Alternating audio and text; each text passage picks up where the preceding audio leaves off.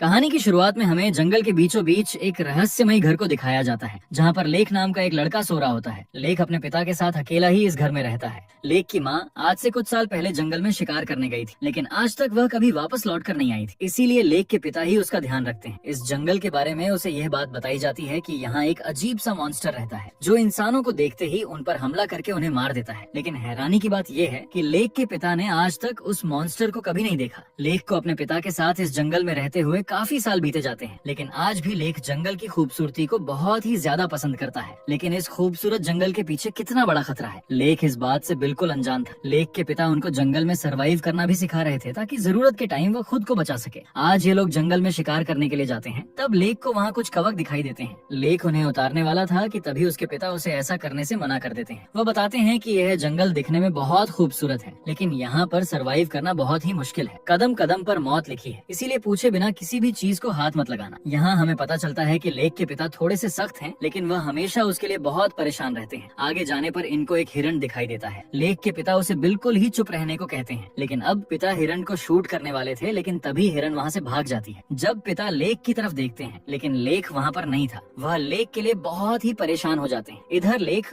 उसी हिरण का शिकार करने के लिए दूसरी साइड पर गया हुआ था, क्योंकि लेख को लग रहा था कि वह इस साइड से हिरण का शिकार कर सकता है। जैसे ही लेख अपनी गन उठाता है, उसे सामने वही अजीब सा मॉन्स्टर नजर आता है। मॉन्स्टर लेख को देखकर काफी डरावनी आवाजें निकाल रहा था। मॉन्स्टर की आवाज इतनी ऊंची थी कि जंगल में मौजूद परिंदे भी उड़कर इधर उधर चले गए थे, लेकिन लेख बहुत ज्यादा डर जाता है। तभी पीछे से उसके पिता आकर लेख पर बहुत ज्यादा चिल्लाते हैं। वह उसे बहुत डांटते हैं, क्योंकि वह उन्हें बिना बताए ही उनसे काफी दूर चला गया था। लेख के पिता उसके लिए ही बहुत परेशान हो रहे थे, लेकिन लेख कंफ्यूज था कि उसे मॉन्स्टर से डरना है या अपने पिता से। जैसे ही उन्हें मॉन्स्टर का पता चलता है, दोनों भागते हुए पास बने हुए एक हाउस में चले जाते हैं। अब लेख के पिता हाउस में छुपकर उस मॉन्स्टर को देखने लगते हैं, लेकिन तभी इनको वो हिरण दिखाई देता है, जिसे मॉन्स्टर ने बहुत बुरी तरह से चीर दिया था। हिरण की बॉडी बहुत बुरी तरीके से नोची गई थी। ये देखकर बाप बेटा बहुत डर जाते हैं। तभी लेख के पिता को वो मॉन्स्टर दोबारा से दिखाई देता है। मॉन्स्टर इन दोनों को देख चुका था, इसीलिए अब वह इनका भी शिकार करना चाहता था। जैसे ही लेख के पिता मॉन्स्टर को मारने के लिए उस पर शूट करता है, मॉन्स्टर तेजी से वहाँ से भाग जाता है। अपने पिता से इस मॉन्स्टर के बारे में पूछता है, लेकिन उसके पिता उसे झूठ बोलते हुए कहते हैं, ये एक जंगली भालू है, इसलिए हमें उसे डरने की कोई जरूरत नहीं। लेख अपने रूम में था, तभी उसके पिता फोन पर बात कर रहे थे। वह मॉन्स्टर के बारे में बता रहे थे। पिता बताते हैं कि वह मॉन्स्टर अभी भी जिंदा है। आज वह मेरे सामने आया, मैंने उसे मारने की बहुत कोशिश की, लेकिन वह पहले से ज्यादा खतरनाक और तेज हो चुका है। वह मेरी आंखों के सामने भागते हुए इधर उधर चला गया। लेख समझ चुका था कि जंगल में कुछ अजीब है। वह बात पिता उसे नहीं बताना चाहते। सीन कट होता है, हमें 30 साल बाद का सीन दिखता है। लेख अब बड़ा हो चुका था, उसकी भी एक फैमिली थी। वह अपनी पत्नी और बेटी के साथ जिंदगी गुजार रहा था। लेख और उसकी फैमिली सैन फ्रांसिस्को में रहते हैं। लेख अपनी बेटी से बहुत प्यार करता है। वह हमेशा उसके साथ प्यार से रहता है। वह नहीं चाहता कि उसकी बेटी वैसा बचपन गुजारे। लेख आज तक अपनी बेटी से नाराज नहीं हुआ, लेकिन आज उसकी बेटी थोड़ी सी शरारत करती है, जिस अचानक से लेख को बहुत गुस्सा आ जाता है। वो उसे पहली बार बहुत ज्यादा डांटता है, लेकिन तभी उसे रियलाइज होता है कि उसे ऐसा नहीं करना चाहिए था। वह भी अपने पिता की तरह ही अपनी बेटी से बिहेव कर रहा है। तब लेख अपनी बेटी से सॉरी कहता है कि आगे से मैं ऐसा कभी नहीं करूंगा। तब लेख की बेटी उसके माथे पर हाथ रखकर बताती है, मैं जानती हूँ आप इस टाइम यह सोच रहे हो कि आप अपनी बेटी से बहुत प्यार करते हो और आप कभी भी उसका बुरा नहीं चाहोगे। तब लेख भी खुशी से अपनी बेटी की बात मानते हुए कहता है, हाँ, मैं तुमसे बहुत प्यार करता हूँ और मैं कभी भी तुम्हारा बुरा नहीं सोच सकता।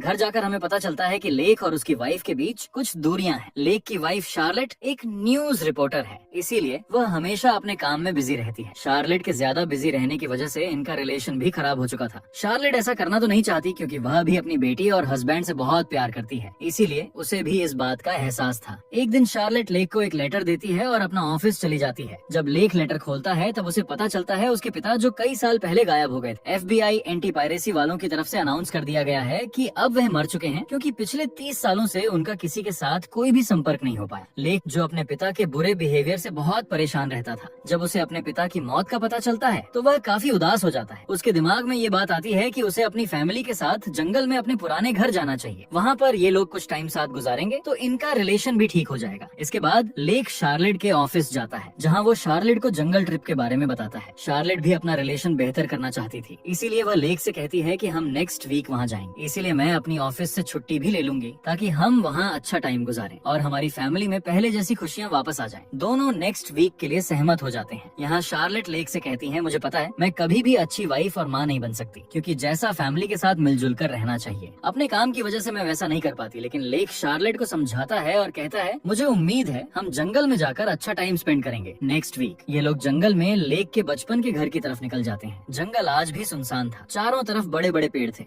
लेकिन मसला ये था कि लेक को उसका घर नहीं मिल रहा था, क्योंकि वह 30 साल बाद इस जंगल में आया था। जंगल पहले से काफी घना और बदल चुका था। मसला यह भी रहा कि वहाँ मोबाइल के सिग्नल्स भी नहीं थे, जिससे ये लोग मैप से अपना घर ढूंढ सकते। तभी दूर हाउस में एक आदमी अपनी गन लिए इन्हें देख रहा था। आदमी धीरे धीरे इनकी तरफ आता है। लेक और उसकी फैमिली भी आदमी को देख लेते हैं। तीनों बहुत डर जाते हैं, लेकिन अच्छी बात ये थी कि वह आदमी लेक को पहचान जाता है। असल में यह आदमी लेक का बचपन का दोस्त था। आदमी के हाथ में गन देखकर शार्लेट बहुत ज्यादा डरी हुई थी, इसीलिए वो लेक को आदमी से दूर जाने को कहती है। लेकिन लेक बताता है कि यह जंगल काफी खतरनाक है, यहाँ अलग अलग किस्म के जानवर पाए जाते हैं, इसीलिए जंगल में रहने वाले हर इंसान के पास अपनी सेफ्टी के लिए गन जरूर होती है। आदमी को बताता है कि मैं आज कई साल बाद जंगल में आया हूँ, इसीलिए तुम प्लीज मुझे मेरे घर का रास्ता बता दो। आदमी इनकी कार में बैठ जाता है और अब ये लोग घने जंगल के अंदर चले जाते हैं। जंगल में सफर करते हुए इन्हें रात हो चुकी थी और अब तक ये लोग अपने घर के बिल्कुल करीब पहुँच चुके थे। तभी इनकी गाड़ी के सामने कोई चीज आती है। लेक का ध्यान उसकी तरफ जाता है, इसीलिए इनका बहुत बुरी तरह एक्सीडेंट हो जाता है। इनकी गाड़ी दो पेड़ों के बीच लटक जाती है। घबराया हुआ लेक का दोस्त गाड़ी से बाहर निकलने की कोशिश करता है। जैसे ही वह गाड़ी का डोर खोलता है, वह नीचे गिर जाता है। तभी वहाँ मॉन्स्टर आकर आदमी पर हमला कर देता है। आदमी मदद के लिए चिल्लाता है, लेकिन मॉन्स्टर आदमी को चीर फाड़ कर मार देता है। गाड़ी के अंदर लेक शार्लेट और उनकी बेटी बहुत ज्यादा डर जाते हैं। थोड़ी देर बाद जब इन्हें लगता है कि बाहर बिल्कुल खामोशी है, ये लोग गाड़ी से बाहर आने की कोशिश करते हैं, लेकिन तभी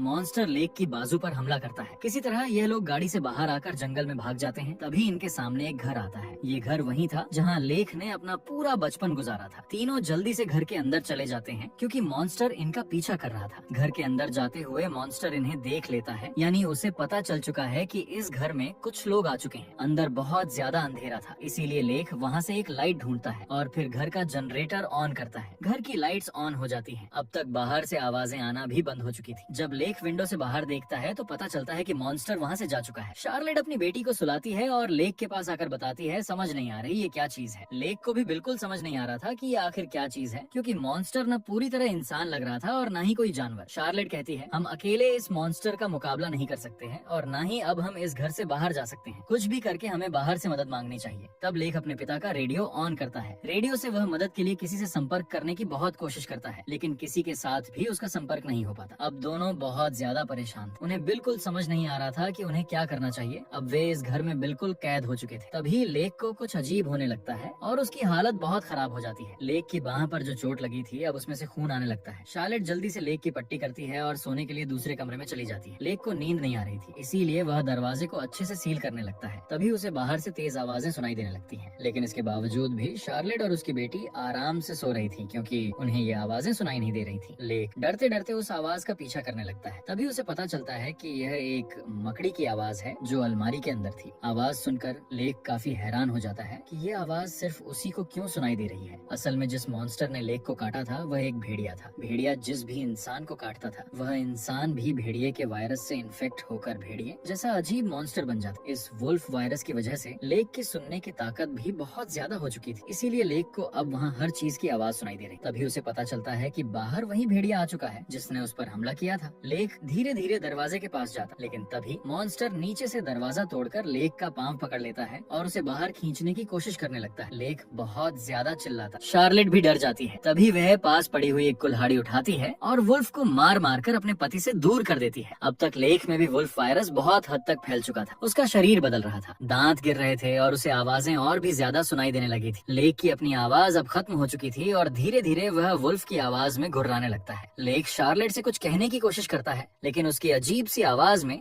शार्लेट को कुछ भी समझ नहीं आता, इसलिए वह एक पेन और पेपर लेक को देती है ताकि वह लिखकर बताए कि उसे क्या हो रहा है। तब लेक पेपर पर डाइंग लिखकर शार्लेट को बताता है। डाइंग यानी लेक मर रहा है। शार्लेट लेक को हौसला देती है। वह भी बहुत परेशान थी। तभी लेक की हालत और भी ज्यादा खराब हो जाती है। उसके बाल भी गिरने शुरू हो चुके थे। इसी बीच उनकी बेटी भी वहाँ आ जाती है। शार्लेट जल्दी से बेटी को दूसरे रूम में ले जाती है। वो बताती है, तुम्हारे पिता की तबीयत कुछ खाने से खराब हो गई है, परेशानी की कोई जरूरत नहीं, हम सुबह होते ही तुम्हारे पिता को हॉस्पिटल ले जाएं। इसलिए इसीलिए तुम सो जाओ। तभी लेक के जख्म वाली जगह से खून निकलने लगता है। शार्लेट वहाँ से पट्टी हटाती है, तब देखकर वह बहुत ज्यादा परेशान हो जाती है क्योंकि लेक का जख्म बुरी तरह जल चुका था। लेक को वहाँ बहुत ज्यादा दर्द हो रहा है, इतना दर्द कि वह अपनी बाह रगड़ने लगता है, यहाँ तक कि वह अपने मुंह से बाह को खाने की कोशिश करता है। शार्लेट बहुत ज्यादा घबरा जाती है, उसे बिल्कुल भी समझ नहीं आ रहा था कि अब उसे क्या करना चाहिए। उसे समझ आ चुका था कि उनके पास सुबह तक का समय नहीं है। शार्लेट को बाहर लेक के पिता की कार नजर आती है। शार्लेट अब अपनी फैमिली के लिए अपनी जान दांव पर लगाने वाली थी। वह जल्दी से अपनी बेटी और पति को कार के पास लेकर जाती है, लेकिन तभी वह वुल्फ मॉन्स्टर भी वहाँ आ जाता है। मॉन्स्टर अब इन पर हमला करने लगता है। लेक अभी पूरी तरह वुल्फ में नहीं बदला था, इसीलिए वह शार्लेट को घर की तरफ इशारा करता है कि बेटी को लेकर घर के अंदर चली जाओ। इसके बाद लेक वुल्फ मॉन्स्टर के साथ लड़ता लड़ता उसे घर की दूसरी साइड ले जाता है। इतने में शार्लेट अपनी बेटी को लेकर घर आ चुकी थी। थोड़ी देर बाद जब लेक वापस आता है तो उसकी हालत पहले से भी ज्यादा खराब हो चुकी थी। उसके सारे बाल गिर चुके थे और वुल्फ वाले दांत भी बाहर आ चुके थे। तभी लेक को खून की उल्टी आती है। उसके पेट से वुल्फ की उंगलियां बाहर आती हैं, यानी लेक वुल्फ से लड़ते लड़ते उसकी उंगलियां खा गया था। अब वायरस उस पर भारी होने लग चुका था। लेक को भी समझ आ चुका था कि जल्दी ही वह अपनी फैमिली के लिए खतरा बनने वाला है, इसीलिए वह फैसला करता है कि वह जंगल में भाग जाएगा। जैसे ही लेक बाहर जाने के लिए डोर खोलता है, बाहर खड़ा हुआ वुल्फ मॉन्स्टर लेक पर हमला कर देता है। दोनों के बीच लड़ाई शुरू हो चुकी थी, लेकिन इस बार उसकी गर्दन ही काट देता है। इस वजह से वह वुल्फ मॉन्स्टर भी मारा जाता है। तभी उसकी बाजू पर लेक को पिता का टैटू बना हुआ था। इसका मतलब यह था कि यह वुल्फ मॉन्स्टर कोई और नहीं बल्कि लेक के पिता ही थे, जो वुल्फ वायरस से इन्फेक्ट होकर वुल्फ मॉन्स्टर बन चुके थे। वायरस अब लेक में भी आ चुका था, इसीलिए वह अपनी फैमिली को बचाने के लिए घर से बाहर निकल जाता है। तभी उसका पांव स्लिप होता है और वह नीचे गिर जाता है। अब तक लेक के हाथ पर वुल्फ के नेल्स भी आ चुके थे और उसकी बॉडी पर वुल्फ के हेयर्स भी आ चुके थे, यानी अब तक लेक पूरी तरह वुल्फ मॉन्स्टर में बदल चुका था। इसीलिए वे अपनी फैमिली पर ही हमला करने के लिए वापस आने लगता है, लेकिन अभी भी वो वायरस को अपने ऊपर हैवी होने से रोक रहा था। शार्लेट और उसकी बेटी लेक के बिल्कुल सामने थी, लेकिन फिर भी वह खुद को कंट्रोल रखते हुए उन दोनों पर हमला नहीं करता। शार्लेट अपनी बेटी को लेकर वहाँ से भाग जाती है। लेक का पीछा करता है, लेकिन उसका पांव एक ट्रैप में फंस जाता है। ये ट्रैप लेक के पिता ने जंगली जानवरों को पकड़ने के लिए बनाया था। लेक अपना पांव ट्रैप से आजाद करवाने के लिए अपने मुंह से अपनी टांग काटने लगता है। इसके बाद वह रेंगते रेंगते उन दोनों की तरफ जाने लगता है। इधर शार्लेट और उसकी बेटी उसी जगह आ चुकी थी जहाँ इनका एक्सीडेंट हुआ था। वहाँ लेक के दोस्त की बॉडी पड़ी हुई थी, वहाँ उसकी गन भी थी। शार्लेट जल्दी से गन उठाकर अपनी बेटी के साथ पास में बने हुए हाउस में चली जाती। इतने में सुबह भी हो जाती है। लेक आहिस्ता आहिस्ता उनके पास आ चुका था, लेकिन अभी भी वह उन्हें कुछ भी नहीं कहता। आज उसकी जिंदगी का पहला दिन था। उसकी बेटी उससे डर रही। तभी लेक की बेटी उसका दिमाग पढ़ लेती है। वो मॉम से कहती है, वह बताती है कि पिता कह रहे हैं मुझे मार दो, लेकिन शार्लेट ऐसा नहीं कर सकती थी। लेकिन अब लेक हमला करने वाला था, इसीलिए शार्लेट ना चाहकर भी लेक को शूट कर देती है। गोलियां लगते ही लेक नीचे गिर जाता है और आसमान की तरफ देखकर जंगल की खूबसूरती देखता है। शार्लेट और उसकी बेटी लेक के पास आकर बहुत रोती है। इतने में लेक भी अपना दम तोड़ देता है। अब शार्लेट अपनी बेटी के साथ जंगल से निकलने की कोशिश करने लगती है और इसी के साथ ये मूवी यहीं खत्म हो जाती है।